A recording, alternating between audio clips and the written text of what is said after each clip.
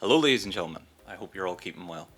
Now in this video I figured I would do a few game reviews, and I tried to choose games which I hope will be interesting. Like, I could have went for the conventional sort of big names, but I figured I would try and choose a few which maybe aren't as well known that I would like to bring to your attention.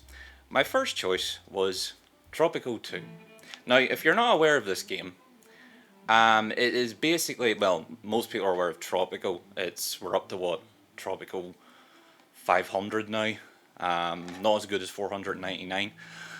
Tropico 2 is different in that, as you can see from the box art, you are a pirate.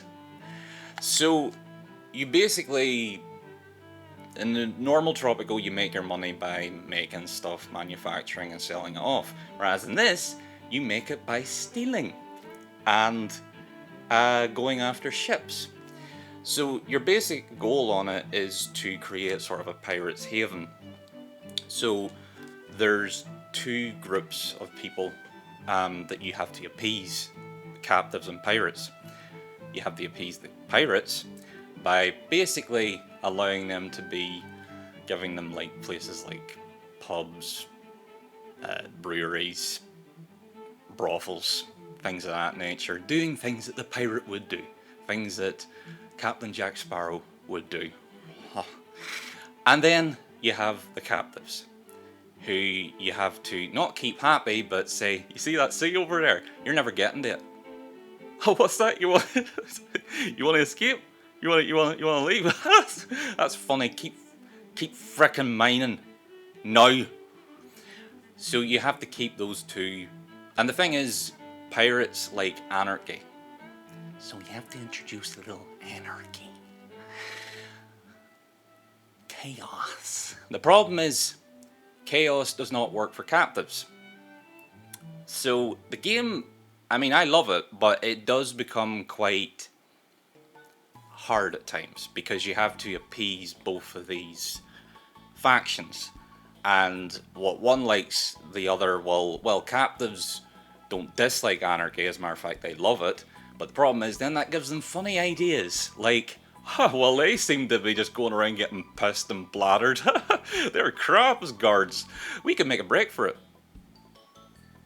Yeah, we could literally make a break for it. So you don't want to give them those funny wee ideas like freedom and liberty and, individual rights, because, they're captives.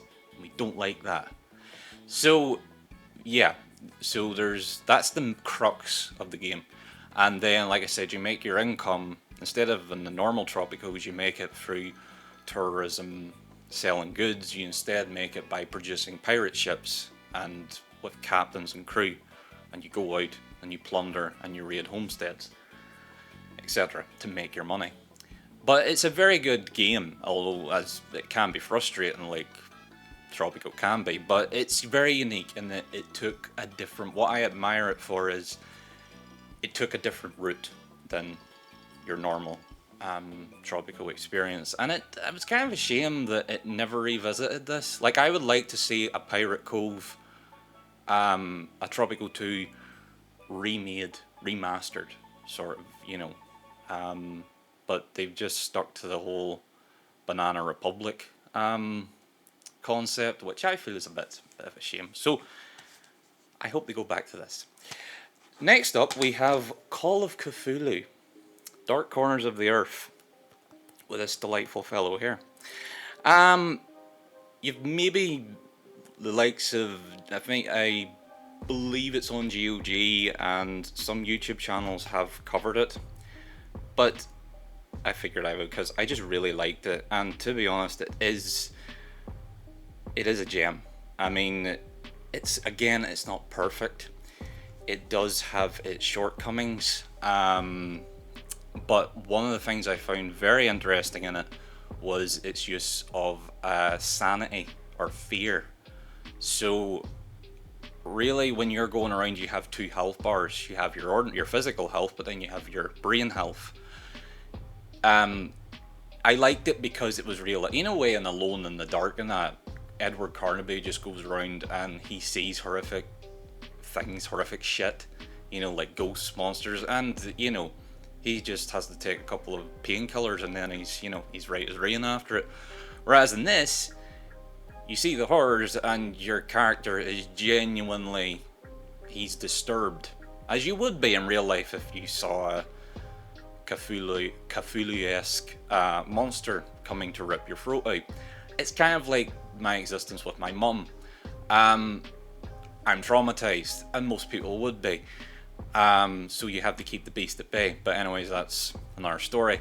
It did add a sense of reality to a audacious story, and I respect it for that. And not only that, I mean, I just like the whole trope of being in a sort of small town,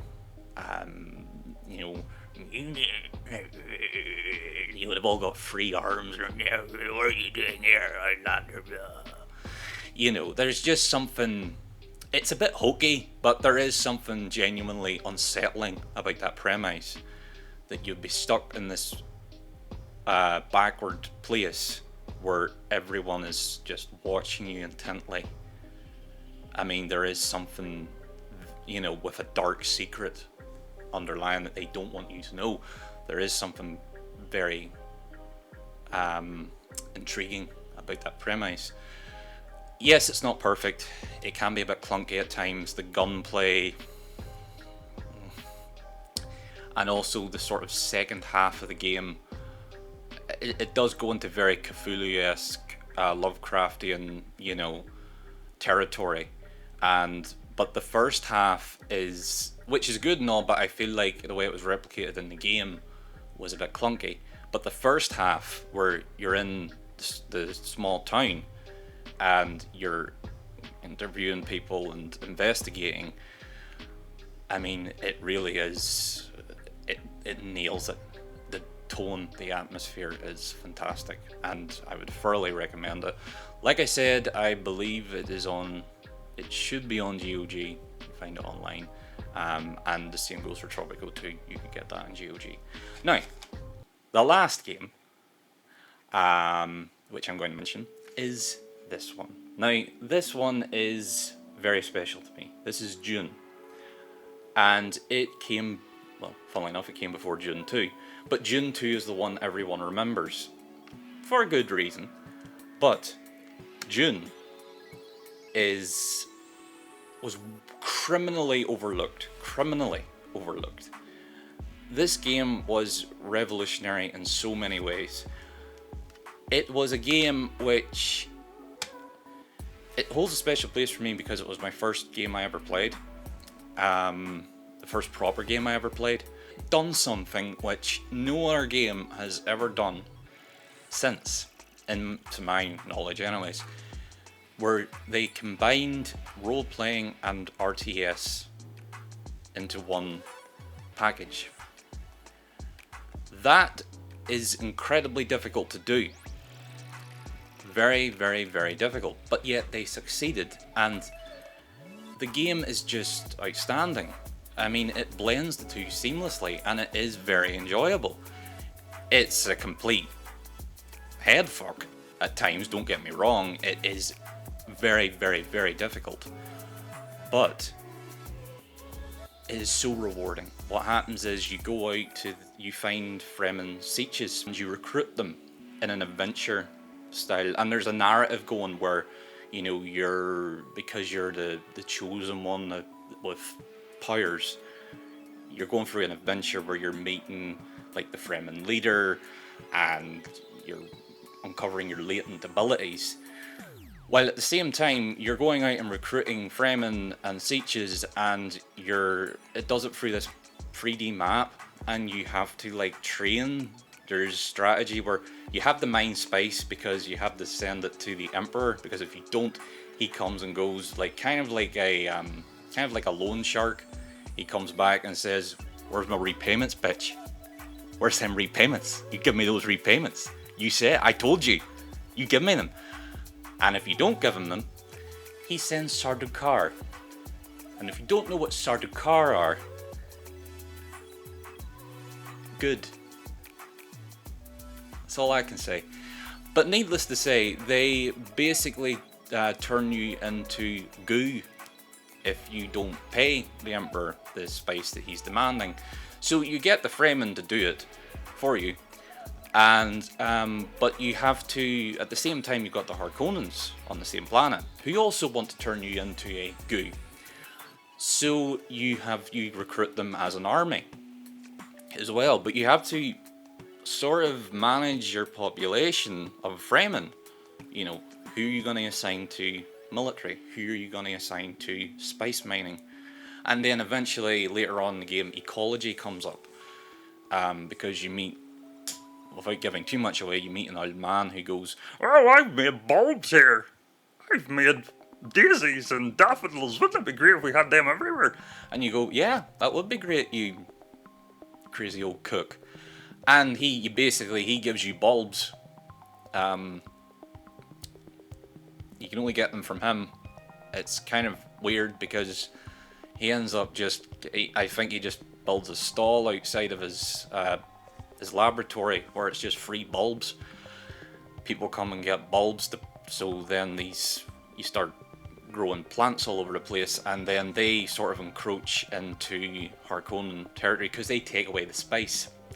So you basically piss off the Harkonnens in a very backhanded way, where you start getting everyone to have a garden, and then it encroaches into their territory, and they go, "Oh, for fuck's sake, he started to make, oh god, we have to go now," and then they go, and you drive them out without any hostilities. So it's kind of genius.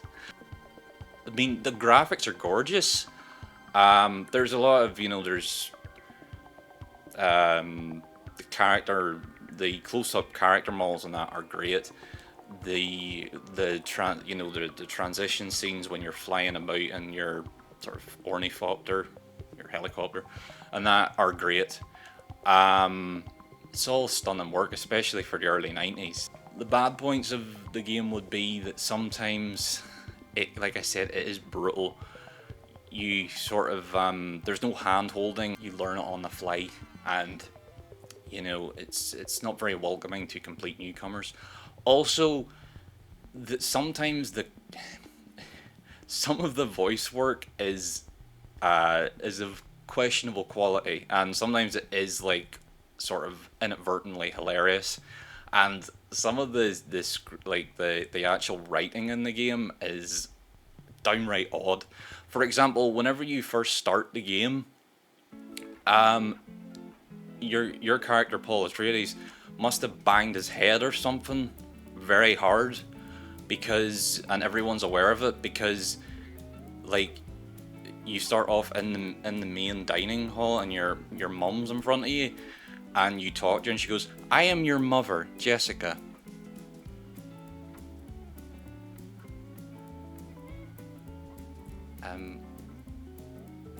Okay, yeah, I know that I know you're my mum. And then you go in and you see your dad, Duke Leto, and he goes, "I am the Duke Leto Atreides, your father." Are you not gonna know who your own dad is?